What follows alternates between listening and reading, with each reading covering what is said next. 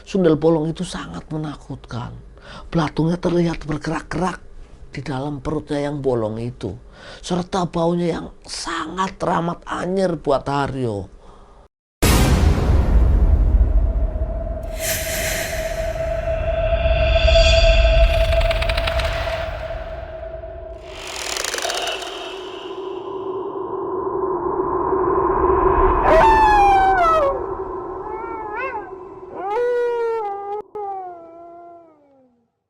Assalamualaikum warahmatullahi wabarakatuh. Ketemu lagi di channel Cerita Mbah Jono, channel yang akan berbagi kisah-kisah seputar mistis yang tentunya dianggap nyata oleh pengirim ceritanya. Dan pada malam hari ini saya akan mencoba membawakan sebuah cerita dengan judul Saya Dijadikan Tumbal Oleh Majikanku. Jreng jreng, jreng jreng, jreng.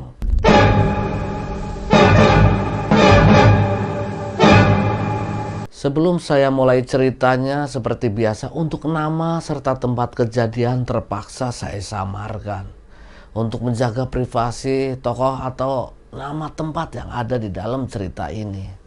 Haryo, tokoh yang akan saya ceritakan, sebut saja dia tinggal di daerah Kajen 2014.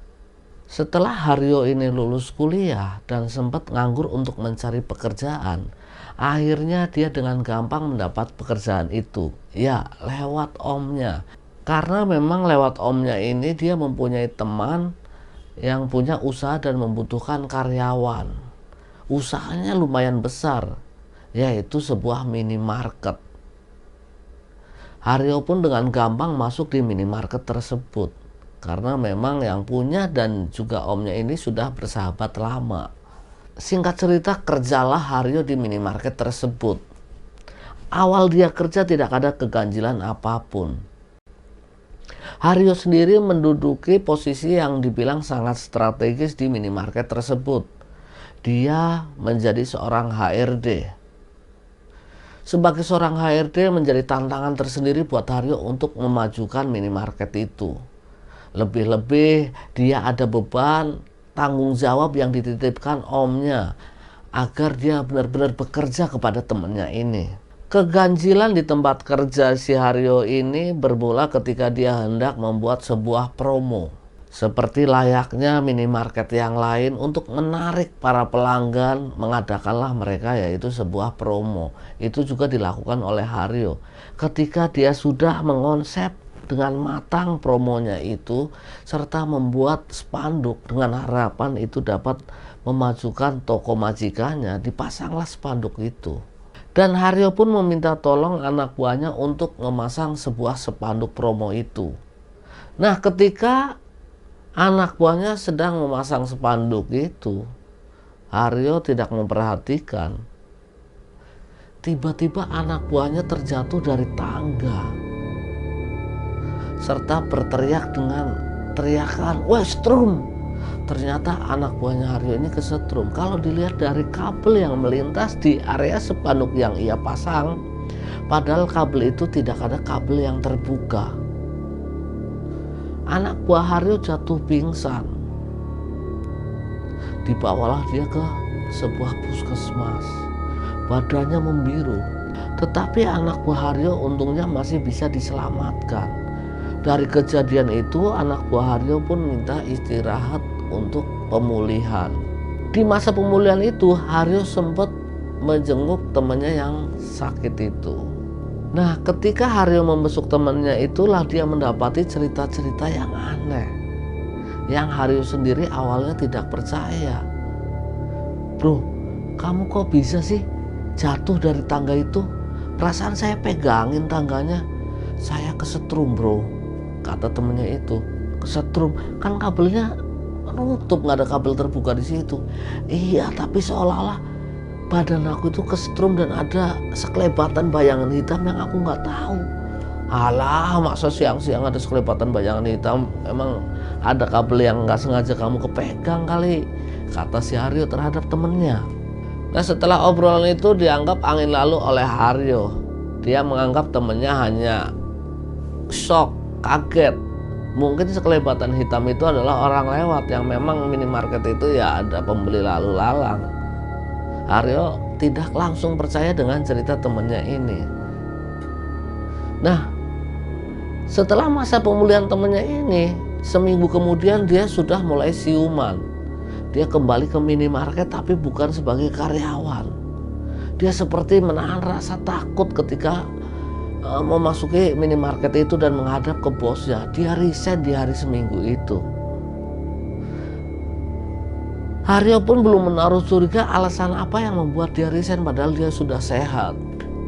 Ketika Haryo menanyakan kepada temannya kenapa resign, dia tidak menjawab, "Enggak bro, aku pengen resign aja dari tempat ini." Seolah-olah ada yang ditutupi.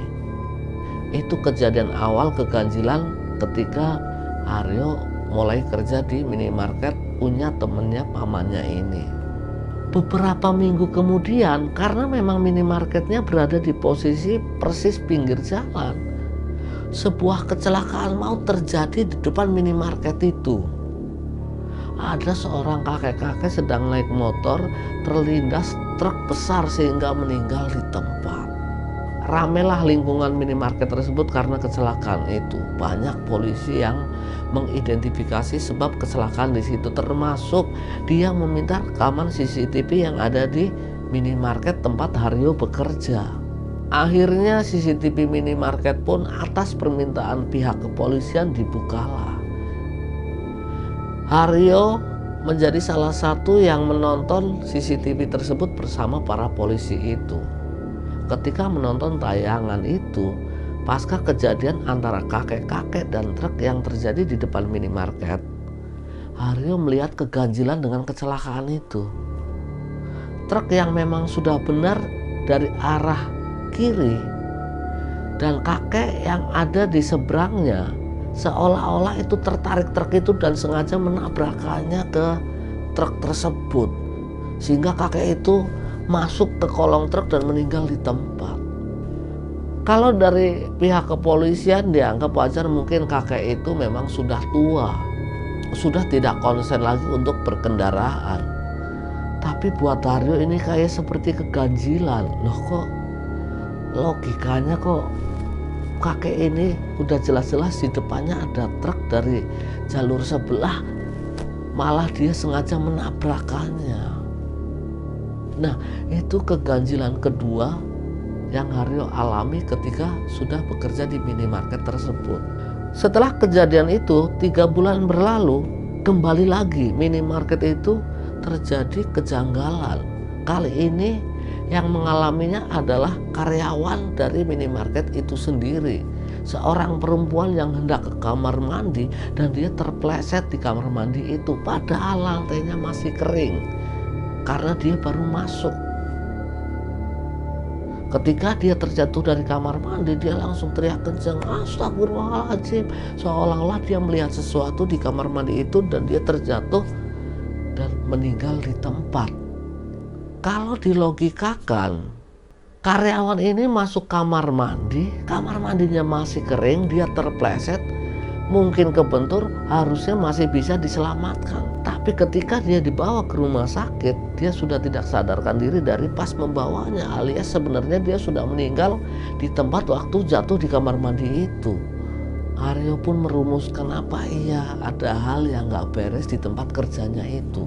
Kok baru 3 bulan dia bekerja di situ, seperti ada kecelakaan yang gak disengaja tapi membuat fatal. Yang pertama, temennya yang waktu memasang banner dia terjatuh padahal setrumnya gak ada. Alasan dia seperti badannya kesetrum. Yang kedua, ada kecelakaan yang memang nggak lazim terjadinya, yaitu seorang kakek-kakek menabrakkan diri ke truk. Dan ini kali ketiga temennya atau karyawannya yang perempuan jatuh di kamar mandi dan meninggal dunia. Tapi kejadian itu karena memang Haryo butuh kerjaannya dan dia menikmati posisinya sebagai HRD, diabaikan oleh Haryo.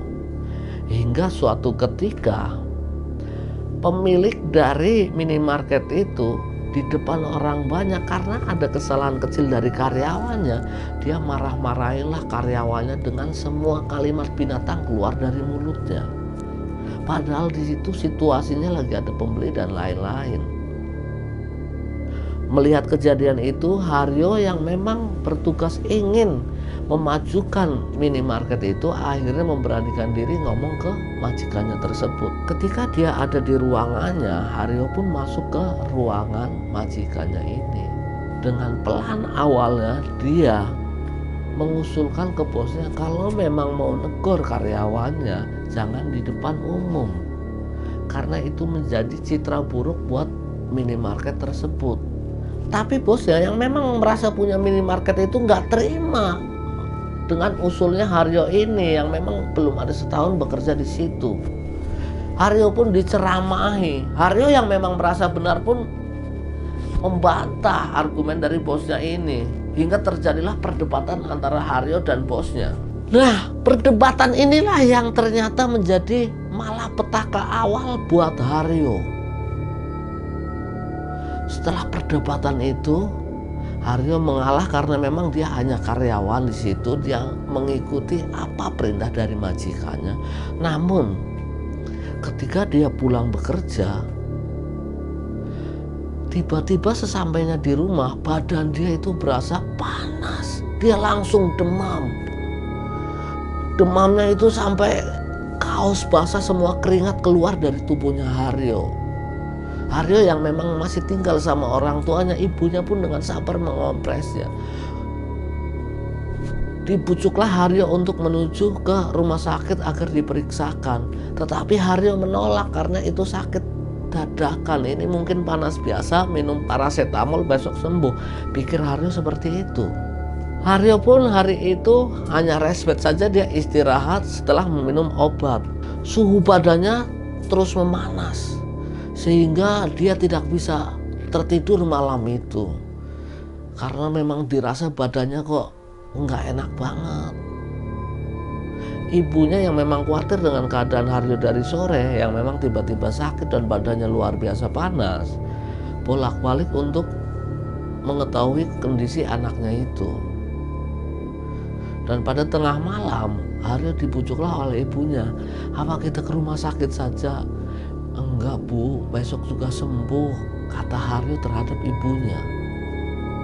Malam itu dengan badan yang memang kurang enak dirasa oleh Haryo, dia paksakan untuk istirahat. Dengan harapan besok pagi dia bisa pulih kembali dan berangkat masuk kerja. Namun sampai esok itu datang, kondisi Haryo belum juga membaik, justru makin panas. Badan dia itu mengeluarkan semua keringat. Bahkan dia tidak mau diselimutin karena saking panasnya. Akhirnya tanpa kompromi, ibunya pun mengajak Haryo ini untuk diperiksakan ke sebuah rumah sakit.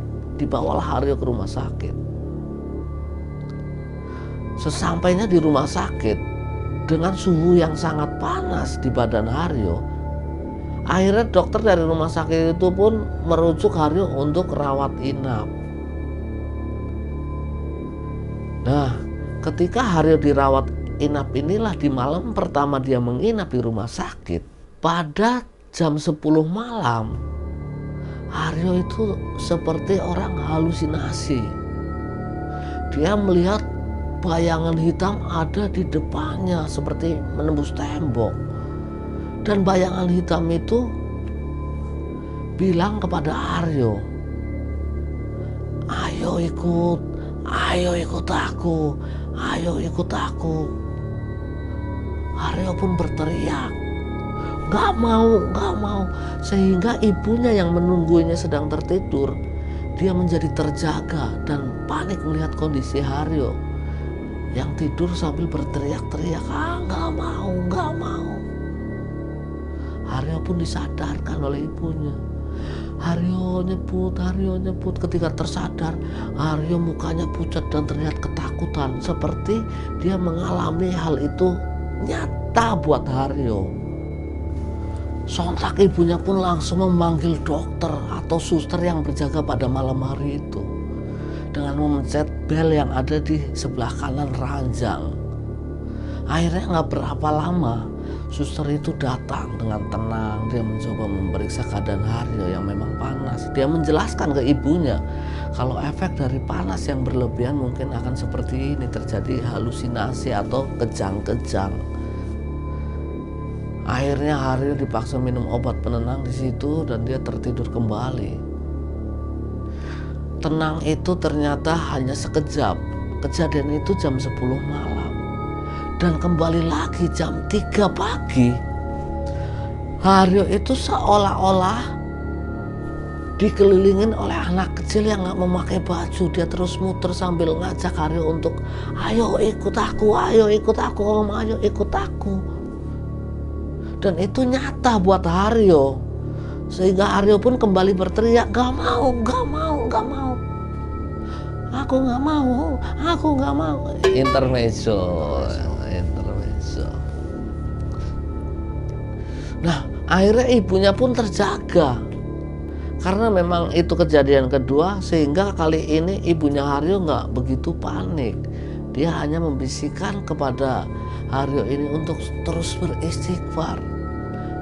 Haryo pun ketika tersadar dia pun terus beristighfar, astagfirullahaladzim. Namun dia tidak langsung menceritakan ke ibunya apa yang terjadi pada dirinya ini. Nah, malam hari itu semalam dia di rumah sakit, Haryo tidak bisa tidur setelah mengalami kejadian itu. Sehingga pada pagi hari ketika memang suasananya sudah ramai, akhirnya Haryo bercerita kepada ibunya bahwa dia semalam didatengin oleh makhluk hitam, berbulu, bertaring, dan matanya bercahaya merah untuk mengajak pergi si Haryo. Kemudian di pagi hari dia seperti ditarik oleh anak-anak kecil yang memang anak kecilnya itu bukan kayak manusia. Mendengar itu akhirnya ibunya Haryo berdiskusi dengan bapaknya Haryo ini yang memang pagi itu datang dari rumah. Malam itu yang jaga adalah ibunya Haryo saja, sedangkan bapaknya tinggal di rumah karena dia memang harus bekerja. Nah, ketika bapaknya Haryo datang, lantas ibunya ini berdiskusi tentang kejadian Haryo ini. Akhirnya mereka menyimpulkan untuk keluar dari rumah sakit itu dan membawa Haryo ke ahli supranatural. Keluarlah Haryo siang itu dibawa oleh keluarganya ke sebuah padepokan untuk mendapati pengobatan supranatural. Begitu tiba di sana, keluarga ini diterima langsung oleh Ustadz Fuad. Ibunya Haryo ini pun menceritakan tentang kejadian anaknya ini yang tiba-tiba pulang kerja panas, dan panasnya memang luar biasa. Dibawa ke rumah sakit, dia teriak-teriak seperti melihat sesuatu. Setelah mendengar cerita ini dari keluarganya Haryo, Ustadz Fuad ini pun mencoba melakukan meditasi. Nah, setelah melakukan meditasi ini, tiba-tiba dari mulut Pak Ustadz itu bilang kalau Mas Haryo ini bosnya nggak beres, mending keluar saja, kata Pak Ustadz terhadap keluarganya Haryo ini. Nah, ibunya Haryo percaya dengan kalimat Ustadz itu. Oh, seperti itu. Jangan-jangan dia dapat penyakit ini dari kerjaannya, karena memang dia pulang kerja tiba-tiba sakit. Akhirnya hari itu setelah mendapatkan petunjuk dari Ustadz Fuad ini, Haryo suruh pulang serta dikasih obat-obatan herbal untuk dilulurin di tubuhnya. Haryo diizinkan pulang sambil dikasih hafalan ketika nanti melihat sesuatu untuk membaca ini, kata sang Ustadz itu. Kembalilah keluarga Haryo ini ke rumahnya. Obat yang dibawakan oleh Pak Ustadz ini dilulurinya malam hari oleh ibunya kepada saudara Haryo ini. Penyakit Haryo tapi dari situ belum kunjung reda juga. Dia masih lemas, badannya panas. Justru ini terlihat makin buruk. Sudah tidak berdaya lagi. Bahkan dia ke kamar mandi pun harus dipapah oleh bapaknya. Nah, setelah pulang dari tempatnya Pak Ustadz ini, malam harinya gelap. Ya malamnya gelap. Intermezzo. Nah, kembali lagi pada malam hari. Kalau kejadian yang pertama di rumah sakit itu dianggap adalah mimpi buat Haryo. Kali ini begitu di rumah, jam 11 malam ketika Haryo tidak bisa tidur malam itu, di kamarnya seolah-olah dengan nyata sekali sosok yang datang pada mimpinya Haryo ketika di rumah sakit, yaitu makhluk yang begitu besar dengan taring serta matanya yang merah menyala, datang ke kamar Haryo seperti menembus tembok.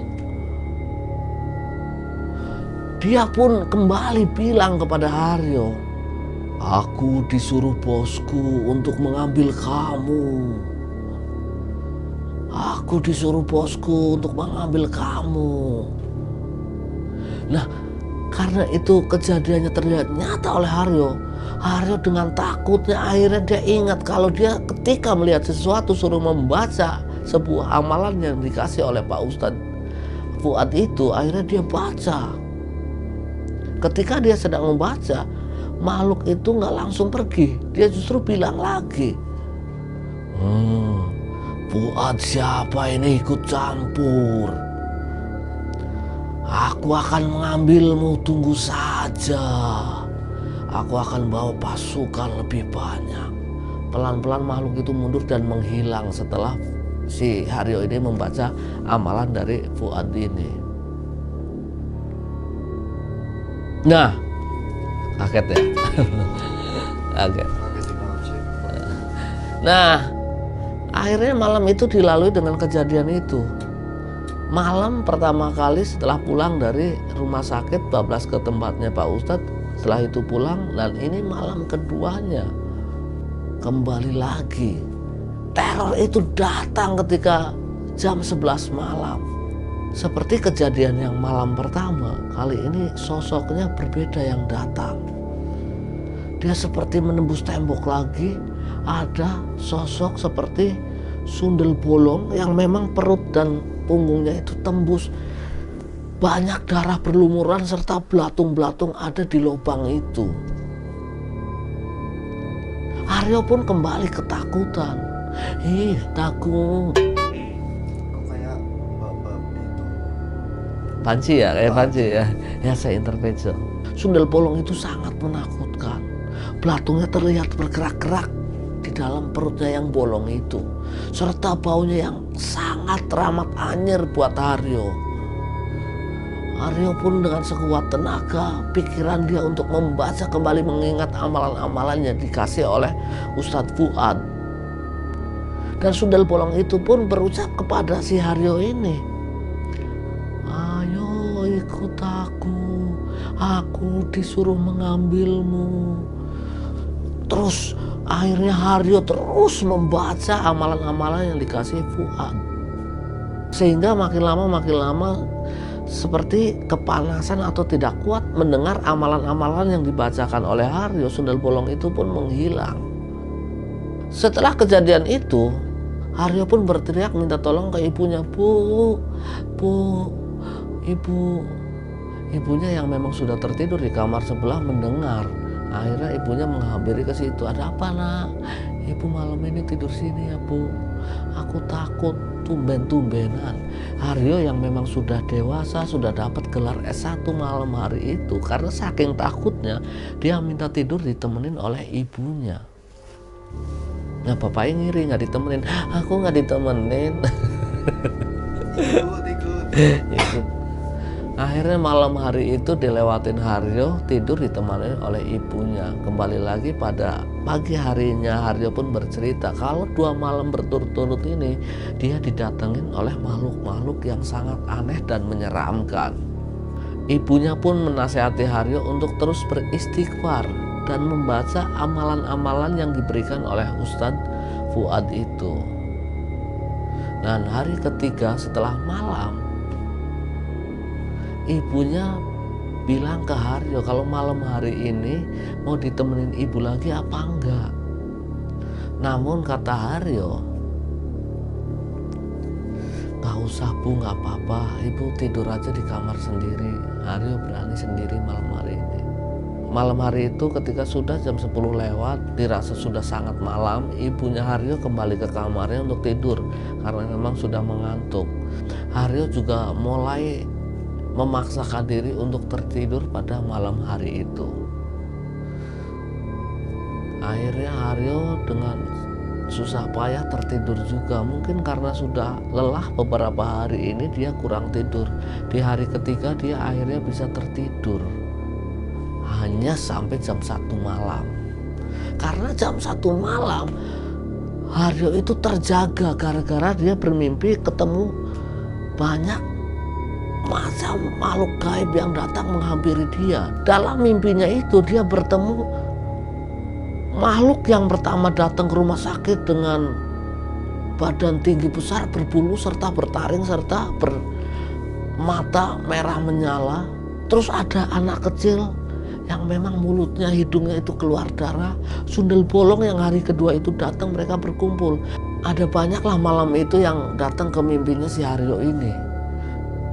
Termasuk kakek-kakek yang kecelakaan di depan minimarket tempat Haryo bekerja itu ada di dalam mimpinya dengan kondisi yang sudah babak belur karena memang kecelakaan ditabrak truk itu. Ada di dalam mimpinya, semuanya datang, termasuk karyawannya juga yang jatuh di kamar mandi dan langsung meninggal, datang dalam keadaan pucat di dalam mimpinya Haryo. Malam itu benar-benar malam yang sangat luar biasa buat Haryo.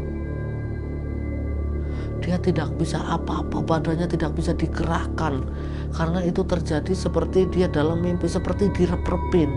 Dia hanya bisa membaca dalam hati, dia pengen bergerak pun tidak bisa. Sehingga dengan sekuat tenaga dia memaksakan diri untuk beristighfar setelah membaca amalan-amalan dari Ustadz Fuad itu yang memang dalam pikiran dia tidak bisa fokus untuk membaca amalan itu, seperti lupa. Dia pun beristighfar dengan kencang, astagfirullahaladzim, sehingga semuanya tersadar. Haryo terbangun dari mimpinya itu, sontak ibunya pun yang kaget langsung datang menghampirinya. Melihat situasi itu, padahal sudah jam 3 pagian, ibunya panik, bapaknya ikut bangun. Bapaknya langsung menelpon Ustadz Fuad itu untuk datang ke tempat itu.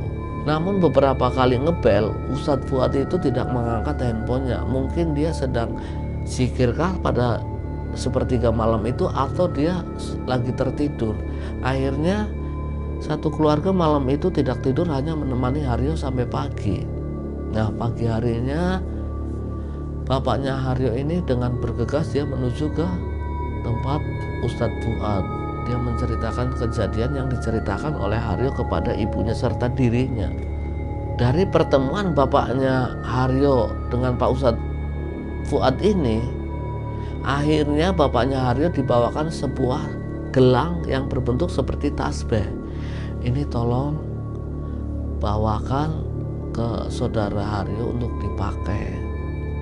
Dan amalan kemarin kalau bisa terus dibaca ketika melihat sesuatu. Pesan Ustadz Fuad, insya Allah nanti malam saya akan mampir ke rumah. Saya mau mempersiapkan diri dulu.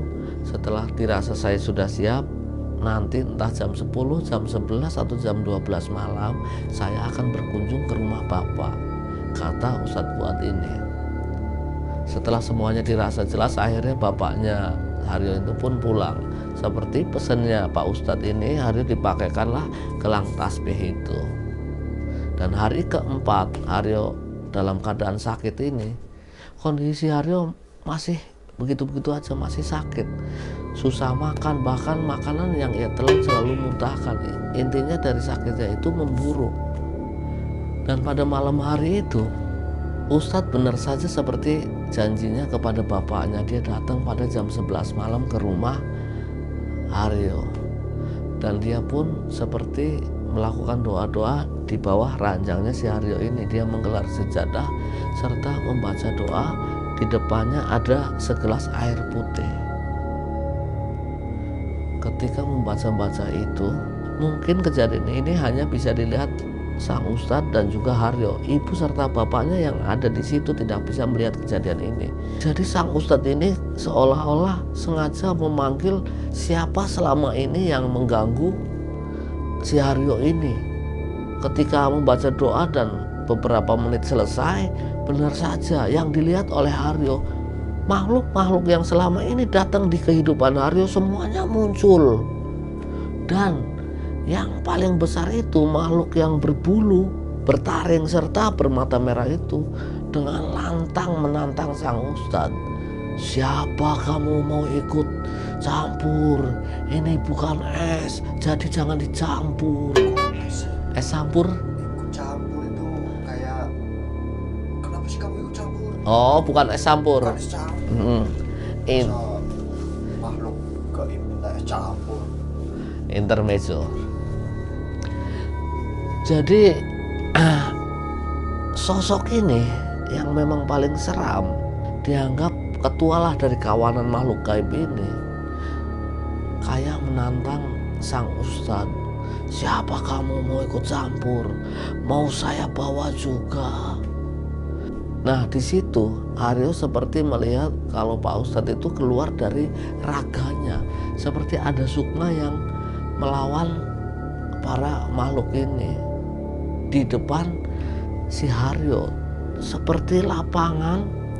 Intinya kamar yang sempit itu terjadi seperti ada di dimensi lain menurut pandangan si Haryo ini. Mereka saling debat seperti ada pembicaraan antara Pak Ustadz dengan makhluk-makhluk ini. Kamu jangan bawa ini, dia cucu saya. Kalau kamu bawa dia, saya binasakan kalian semua, kata Pak Ustadz terhadap pimpinan makhluk gaib ini. Makhluk gaib ini pun menjawab, saya disuruh bos saya untuk mengambil dia. Kalau kamu ikut campur, saya ambil juga kamu. Akhirnya sang Ustadz itu pun bilang, kamu pergi atau saya binasakan di sini. Mereka saling tertawa, seolah-olah mentertawakan kehebatan sang Ustadz. Dan sang Ustadz pun seperti yang ada di film-film. Dia membacakan doa, entah doa apa itu, tapi dari doanya ini, hantu-hantu ini pelan-pelan satu-satu seperti kesakitan atau kepanasan dan lalu menghilang. Nah begitu mereka menghilang, sukmanya Ustadz itu kembali ke raganya sang Ustadz ini. Kalau di mata bapaknya si Haryo, ya dari tadi memang Ustadz ini berzikir, tapi kalau di mata si Haryo memang terjadi pertengkaran di depannya. Haryo yang memang sudah lemas hanya bisa menyaksikan dengan ketakutan. Setelah semuanya dirasa aman, para makhluk sudah tidak mengganggu lagi, Ustadz akhirnya menjelaskan, Pak, Bu, Mas Haryo, ini ada yang tidak wajar dengan bos kamu.